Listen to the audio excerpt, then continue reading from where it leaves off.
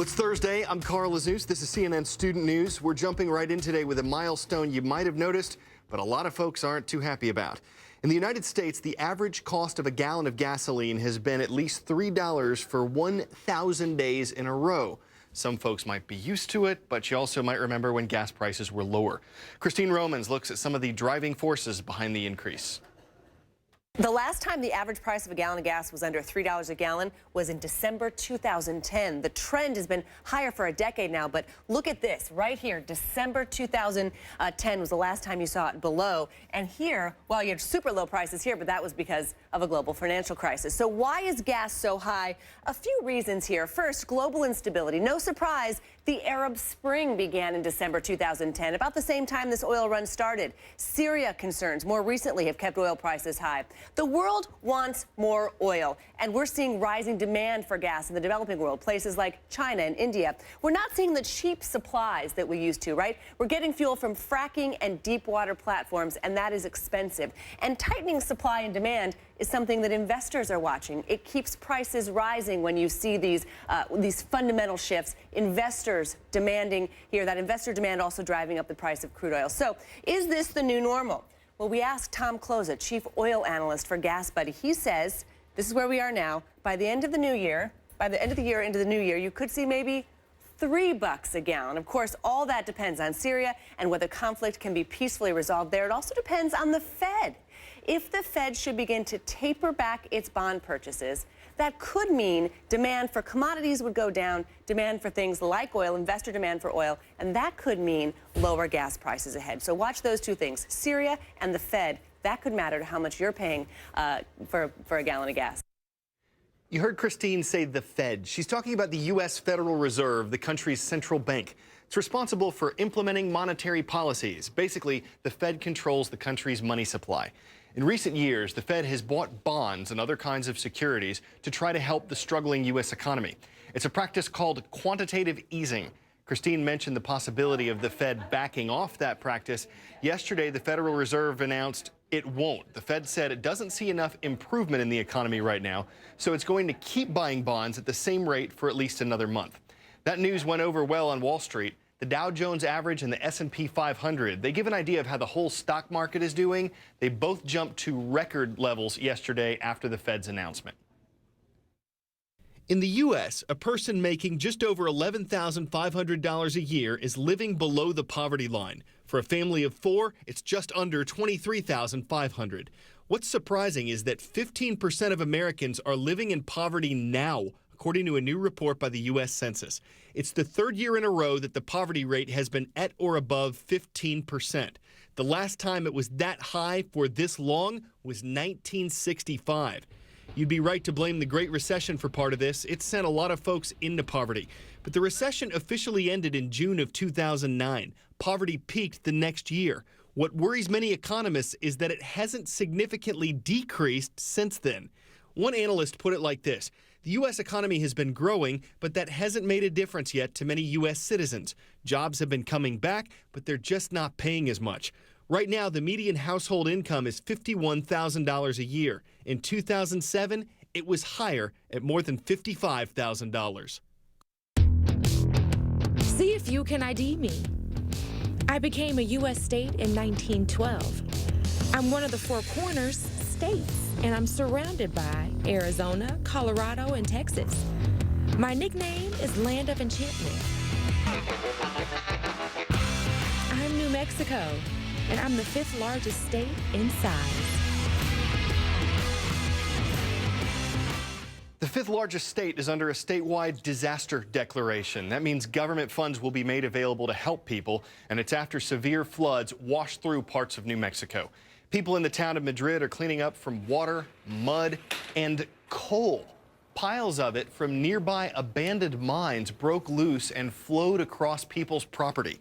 Officials say the coal doesn't pose any additional health risks.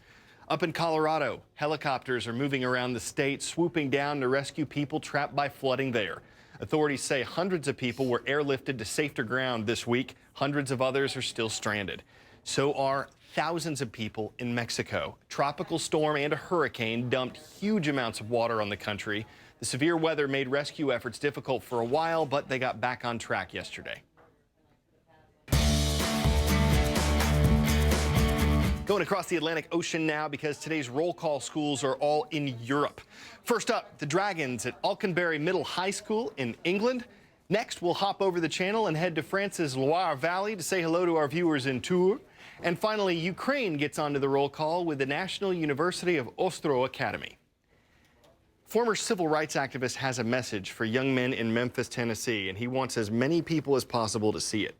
Show your mind, not your behind. Fred Davis paid $6,000 to put this billboard up for the next 3 months. He says he's trying to encourage young men to realize that sagging your pants can have a negative impact on your future. If you want to be upwardly mobile, you can't present that image to people who are qualified to make a decision about you. Davis was part of the civil rights movement in the 1960s. He marched with Dr. Martin Luther King Jr., and he says his experiences are part of the reason why he thinks this message is important. We didn't fight for a thuggish mentality. We fought to create an opportunity for the generations who came behind us.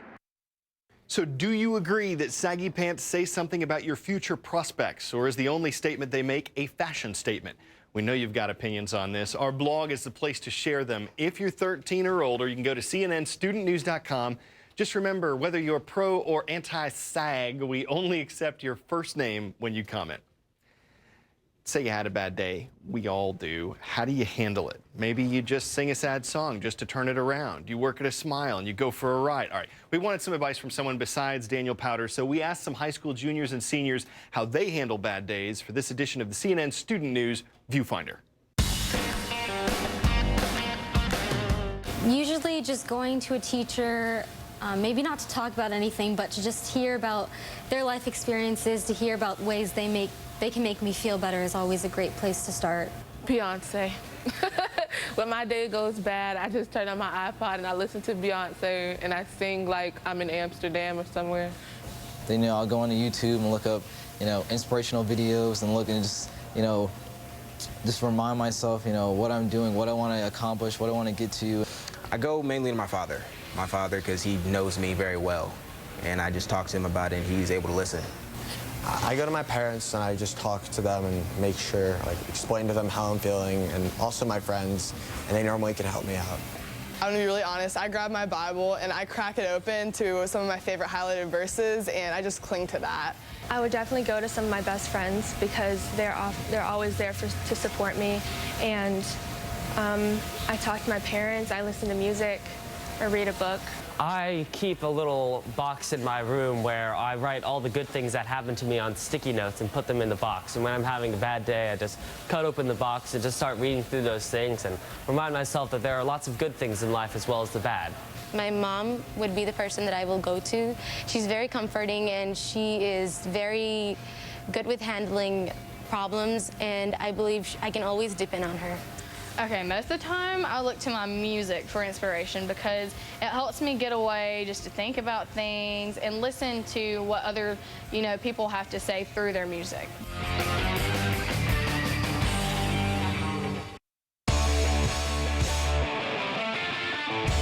There are only around 5,000 black rhinoceros in the world, but there's one more at a zoo in Chicago, and he made his public debut in this YouTube video.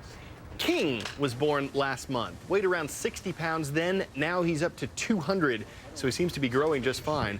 The fresh-faced guy is happy to follow his mother around in his pen for now, but eventually he might want a taste of the limelight, and that's when the young rhino will try to horn in on the spotlight. For now, though, he's just a baby who needs regular naps. You know how he knows when to go to sleep? When it's rhino clock. After that one, we might want to hide. We'll zoom back tomorrow to close out the week. Have a great day.